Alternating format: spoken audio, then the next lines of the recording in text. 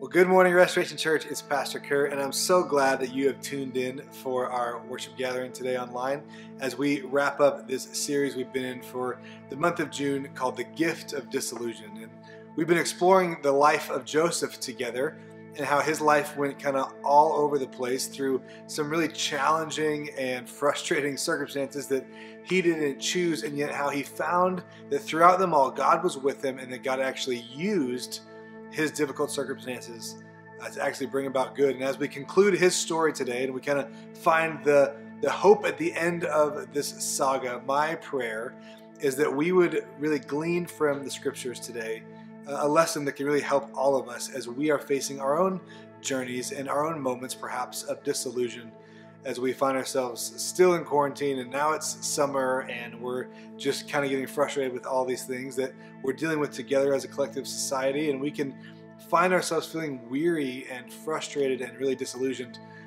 with our circumstances, that we can actually gain some hope today from the scriptures. So I would love for you to just engage with us as we engage in this conversation, and really we talk about something today that many of us, if we're honest, we love to avoid.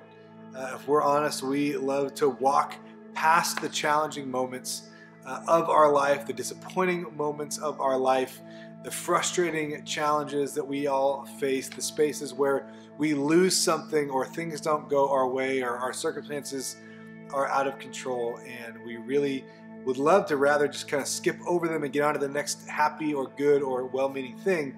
But in doing so, we actually can lose ground and miss out on what God has for us. And really what we're going to talk about as we close out this conversation is the idea of grief and hope and how they are interconnected. That grief and hope actually sit in the same chair often in our souls. And so we started this conversation, really looking at Joseph's story and how there's this sense that all of us have a dream in our life that we hope comes true. And yet oftentimes we looked at the second week is that dream can sometimes die, and then in that space of disillusion and the thing that God might want to give us, even though it's wrapped in sandpaper, we can actually kind of create a perspective on life. We talked last week that we see all of our circumstances through one of three lenses: a victim, a villain, or a hero. And yet Jesus invites us to elevate our perspective, to look through a victory lens. And so if you missed any of this conversation, I would encourage you to go back either on our live stream page or our YouTube page and check out these messages, because we're really, like I said, wrapping up this conversation today. But ultimately, the idea I want to kick us off with is this, is that when we dismiss grief, we actually forfeit our growth. That when we dismiss grief, we forfeit growth. That all of us would rather, when we're in a difficult situation, get past it as quickly as possible. We would love to get out of a challenge and on to the next thing. We would love to kind of get out of a sad or frustrating or disheartening moment of our story or chapter of our story and turn the page and get to something more lighthearted or happy or where things go our way. And yet there's something that happens as we turn that page that if we aren't careful, we actually miss out on what God might want to do all along, and we can actually miss the gift of disillusion, and that is to properly name and sink into and experience the full weight of grief so that we can fully embrace hope. I was chatting with a group of friends earlier this week, and one of them just shared really vulnerably that as they were going through a challenging circumstance, that God had invited them to hope fully for something and also be able to fully embrace disappointment if they didn't get that thing that they had hoped for. And in a really tender space, just sharing that experience and yet reflecting that he felt very human and very alive in his relationship with God, even in those challenges. And this is what God, I hope, illuminates to us through the story of Joseph this morning, is that when we rush past the experience of grief, we actually can skip over the growth that God might have for us. And so we're going to look at the very end of Joseph's story. And by this point, again, you've been tracking, a lot of things have happened. He's a favored son. He's given this gift of a robe of many colors to show his father's favoritism, which absolutely annoys his brothers. They sell him into slavery, send him off far off land. He's bought by a man named Potiphar, who puts him eventually in charge of everything in his house. his wife, Potiphar's wife, takes notice that Joseph is well built and handsome, the Bible says, and she decides to sign up for the one-woman show of The Bachelor. He dismisses her. She gets offended. She tells her husband that he tried to attack her. Potiphar gets upset, throws Joseph in prison, again falsely accused, but nonetheless back in prison. Joseph interprets the dreams of two high-ranking officials in prison. They go out and fulfill those dreams. One dies, one is restored to his position in the palace. Joseph says, hey, please remember me when you get out and tell Pharaoh that I might be released from prison. Meanwhile, the cupbearer forgets Joseph for years.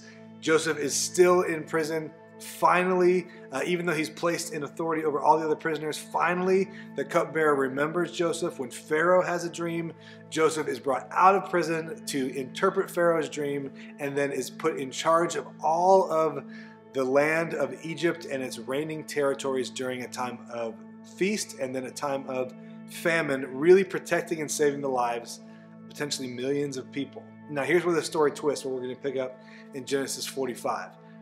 Joseph's brothers, you remember the ones that sold him into slavery, that told their father that he had been killed by a wild animal and had gone on for decades at this point without their brother Joseph, thinking probably very little about their brother. Well, in the time of famine, they come to Egypt where the storehouses are that Joseph had overseen to stockpile crops and goods to kind of prepare for these next years of famine. Well, about halfway through that famine, Joseph's older brothers show up on the doorsteps of the palace in Egypt asking for food. Now, this is called the ultimate plot twist, where imagine what you would do if your brothers that had sold you into slavery decades later show up needing a favor. How would you respond? How would I respond? Honestly, I would probably have been in victim mindset for a long time and then all of a sudden jump quickly into villain mindset and be ready to get my revenge on my brothers that put me in this position that I did not deserve and all the turmoil it had caused me over the last 25 years of my life. But remember, Joseph had a different perspective. He lived in a victory mindset, not a villain or a victim mindset, as we're going to see in Genesis 45. So if you have a copy of the scriptures, you can turn to Genesis 45. If not, you can follow along. It'll be up on the screen. Again, his brothers have come. They're brought into the palace. Joseph decides to say, hey, why don't you bring him really close, bring him into my chambers, which they're nervous. They, of course, think they're about to be executed. And Joseph, in his Egyptian palace garb, right, unknown to them that it is actually him, finally, after all this back and forth and kind of frustrating conversation, we pick it up in verse 1 of chapter 45. It says this: Joseph could not stand it any longer. He couldn't stand hiding from his brothers any longer. There were many people in the room, and he said to his attendants, "Get out of here, all of you." So then he was alone with his brothers when he told them who he was. Now watch what happens. Watch what he does next. He broke down and wept. It says he wept so loudly that the Egyptians could hear him, and word of it quickly carried to Pharaoh's palace. So word gets out that Joseph is having a breakdown because he has revealed that he is there to his brothers. "I am Joseph," he said to his brothers. "Is my father still alive?" But his brothers were speechless. They were probably terrified.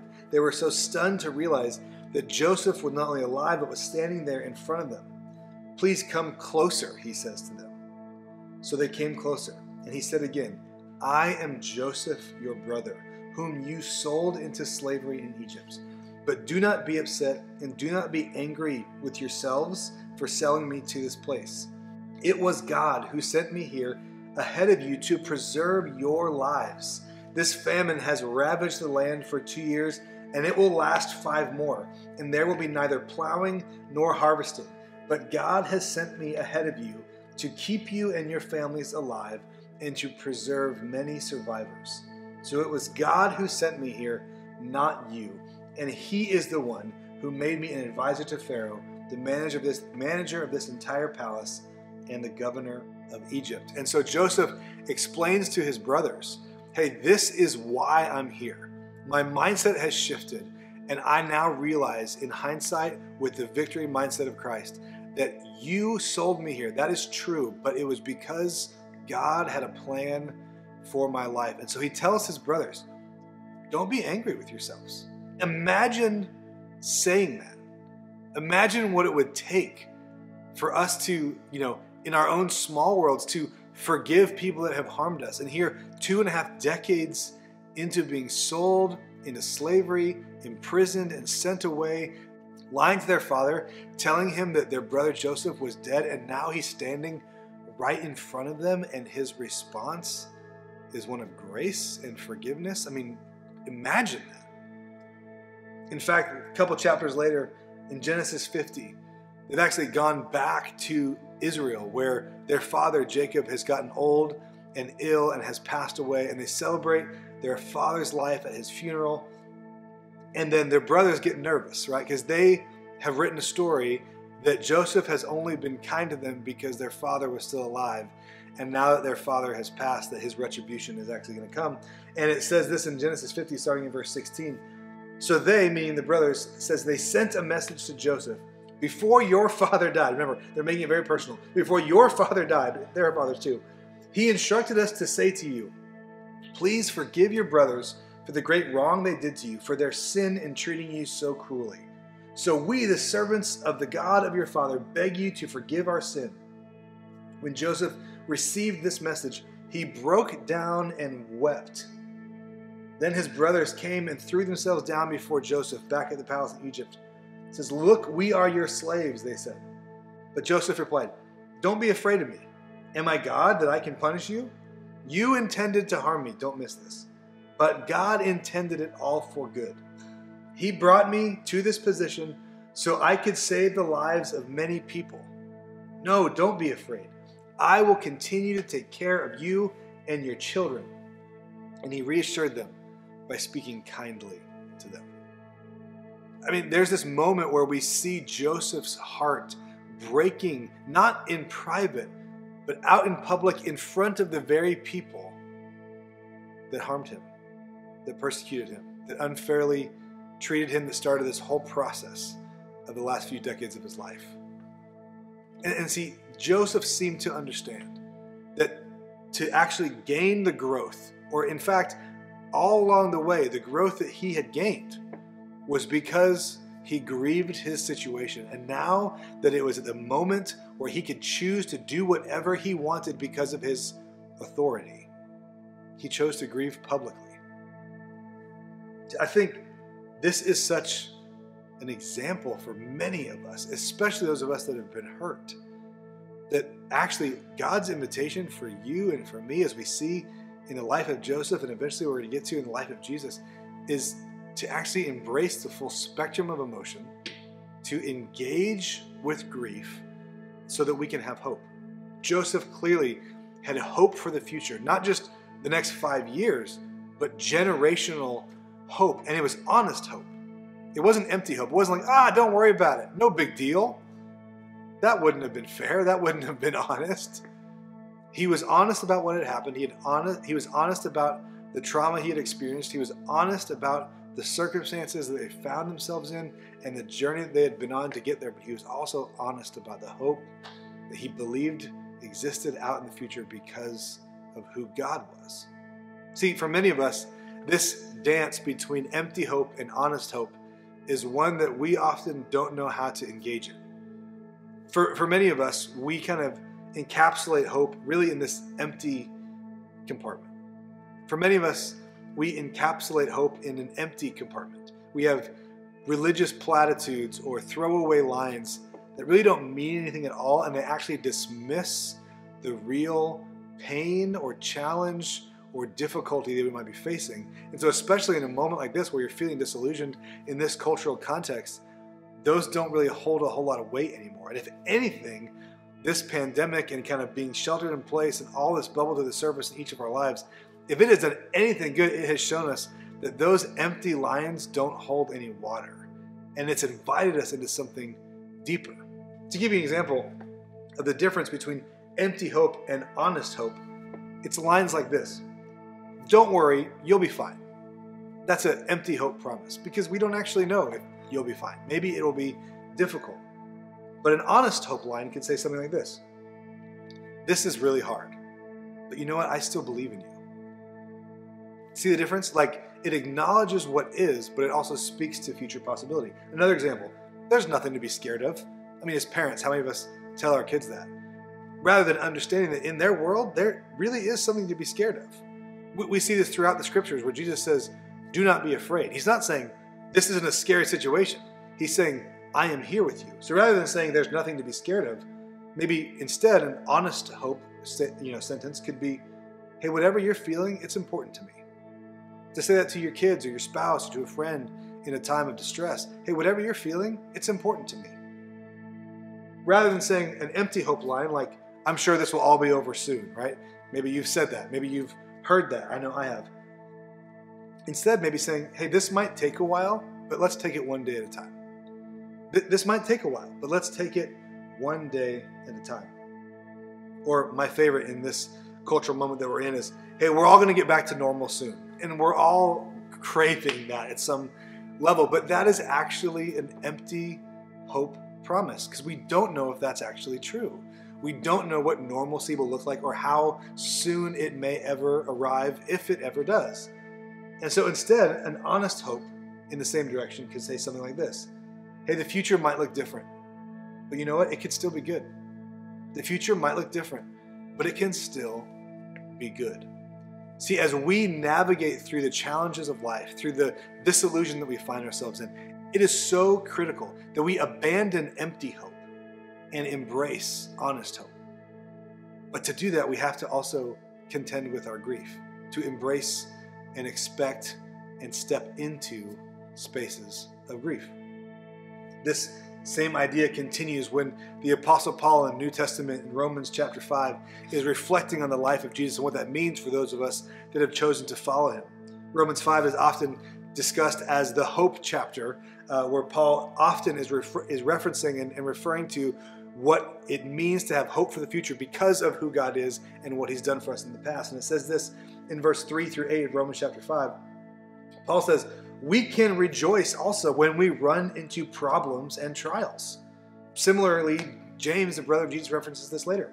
We can have hope. We can actually rejoice when we run into problems and trials, for we know that they help us develop endurance. And endurance develops strength of character. And character strengthens our confidence and our hope of salvation. And this hope will not lead to disappointment. See, I think for many of us, that is why we cling to empty hope in times of distress, is because we want an easy answer, because we're afraid that if we're honest about what we desire, what we hope for, what we're holding on to, that if it doesn't happen, we'll be disappointed. And that's so true, right? We often hope for things, and when we don't get them, we're disappointed. That's a natural part of the human experience. And there are many things in your life that you're going to hope for. There are many things in my life that I'm going to hope for that will not come true, and you may face disappointment. That is a reality.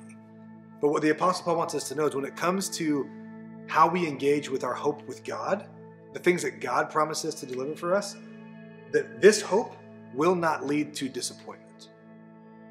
In fact, he says this as he continues, for we know how dearly God loves us, because he has given us the Holy Spirit to fill our hearts with his love. When we were utterly helpless, he writes, Christ came at just the right time and died for us as sinners.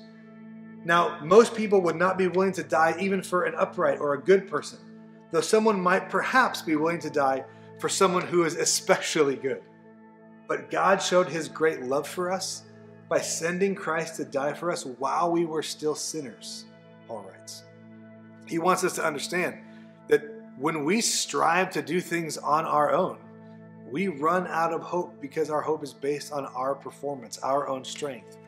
But when we put our trust in God, our hope can be endless because of his love for us, not in theory, not just theologically understanding that, but because of how he demonstrated his love for you and for me. That he came for you, that he died for you, that he gave himself so that he could have you, not when you did something to deserve it, and not even so you could do something for him. But even when we were utterly helpless, he writes, God gave his son, Jesus, for you and for me. This is why we can have hope even in the midst of the most challenging and disorienting of circumstances. So Paul is honest that our circumstances may not always be good. And he really writes this in conflict with an assumption that many of us hold, that as we read stories like that of Joseph, we assume, well, oh, God was with him, and so that's why things went well for him. And this plays out into our own life in a lot of different ways, that we assume that because God is with us, or when God is with us, things will go well for us. But in fact, that doesn't really work when you think about the story of Jesus. He not only was connected to God, he actually was God, and things did not go so well for him. He also was falsely accused, tried, and not just thrown in prison, he was actually killed. And yet, that exact moment that was so dark and so frustrating and so hopeless was actually the exact moment that Paul later would reflect on and say, this is why we can have hope, is because of that grievous moment where someone gave their life for you. The writer Henry Nouwen says that Jesus was actually the wounded healer.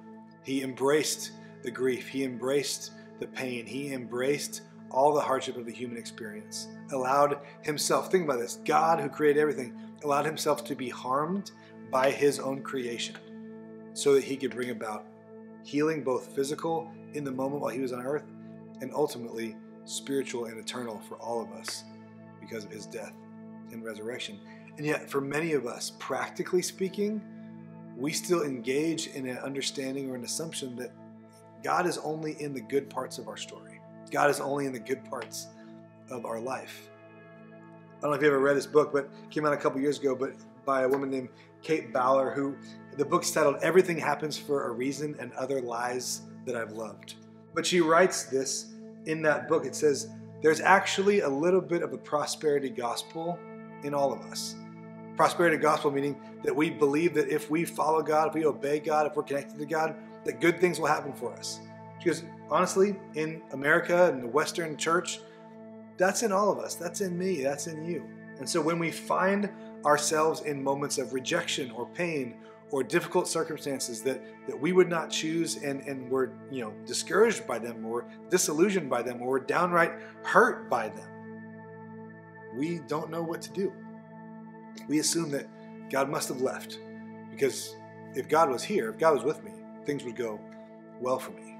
And so when you get a bad diagnosis, or you lose a job, when the cultural moment rejects what you believe or the economy tanks, when someone that you love suddenly passes away, or you don't get the thing that you wanted out of a career, a house, or just a momentary circumstance on the weekend, like we all can face this tension where our circumstances can make us question whether God is here, whether God is good, whether God is for us. And yet what the Apostle Paul wants you to know, what Jesus died and resurrected to demonstrate, and ultimately what I think the story of Joseph illustrates to us, is that in the hands of God, even rejection can be purposeful. In the hands of God, even pain can be purposeful. In the hands of God, even a pandemic can be purposeful. And ultimately, in the hands of God, our grief can be purposeful because it gives birth to hope. And so the questions for us to really wrestle with when it comes to this, as we kind of wrap up this conversation to really try to get the most out of it, how do we actually embrace the gift of disillusion? Here's a couple questions. Where in your life, in your spiritual journey, have you assumed that if God was with you, good things would happen for you? Like, just to be honest, where in your story can you kind of pinpoint moments where you're like, you know what? In that moment, I thought that if God was with me, that it would turn out. In that moment, I thought because I was doing it God's way, that she would say yes. That in that moment, because we were trying to do things the way we thought, we had been taught growing up in church, whatever it might be, that it was all going to work out in the end, and it didn't. So where have you assumed that if God was with you, things would go well for you? Where have you skipped over grief and therefore perhaps missed out on growth? Is there a loss that you have yet to process? Is there a grief that you have yet to really bring to God and open yourself up to? Where have you skipped over grief and perhaps missed out on growth because of it? Where, in your life, are you facing a current challenge, and how can you view that current challenge as character development? As Paul writes in Romans 5, That our patience leads to endurance, which leads to character development, which leads to hope. Where can you view your current challenge as character development? How will that shift how you react? How will that change how you respond to something that's difficult? And then finally, for some of us, if we're honest, the longer we're in church, the easier it is for us to settle for empty hope lines. Where do you need to reject empty hope and do the hard work of embracing honest hope? Where have you found yourself spouting platitudes that actually you don't even believe?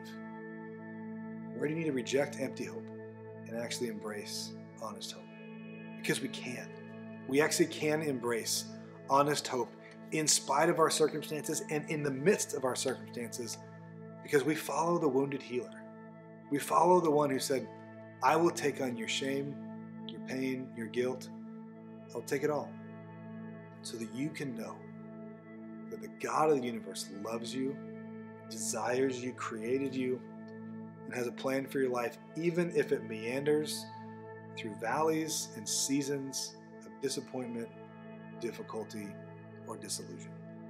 And that in fact, the gift that God has for you isn't waiting at the destination once you get through all that, but it's found and it's developed in the midst of that disillusion. So I'm so glad you were a part of this conversation with us. I hope it has challenged and encouraged and transformed you. It certainly has for me as we've looked to the life of Joseph. I'm so glad that his story was recorded, that we can learn from it. I want to just pray for you as we close out today, and then we're going to continue in our worship gathering. Will you pray with me? Gracious Heavenly Father, Jesus, the wounded healer, thank you that you did not leave us to figure it out on our own, but you actually enter into the pain with us. You have and you do. So I pray that we would not skip past the grief of a difficulty or a disappointment or a disillusion. We would step into it, embrace it, fully experience it, so we can also receive the full experience of honest hope, of how you want to move in and through our life, and how you want to journey with us. Thank you for the gift of disillusion, how it tears down the illusions that we once carried, so that we can see you, see ourselves, and see our circumstances more clearly.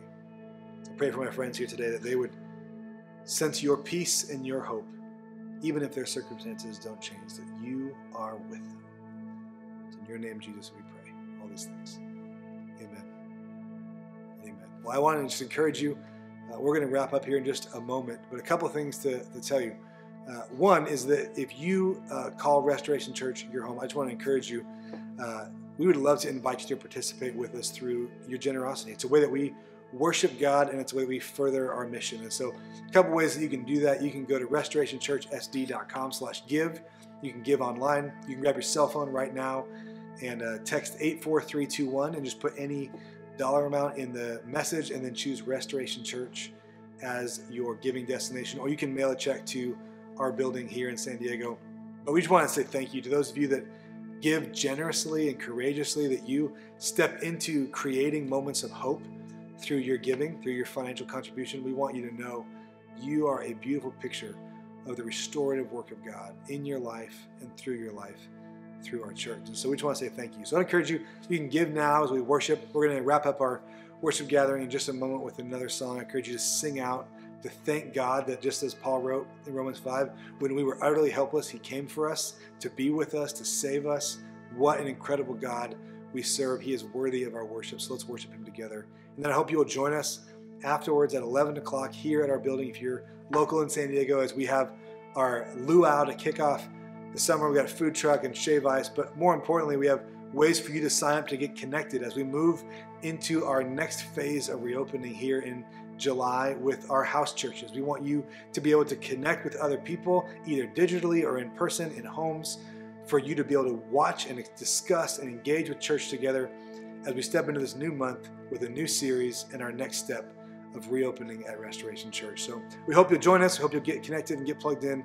Thank you for being Restoration Church, and thanks for being here together with us this morning. Let's worship together, and then we'll see you at 11 o'clock.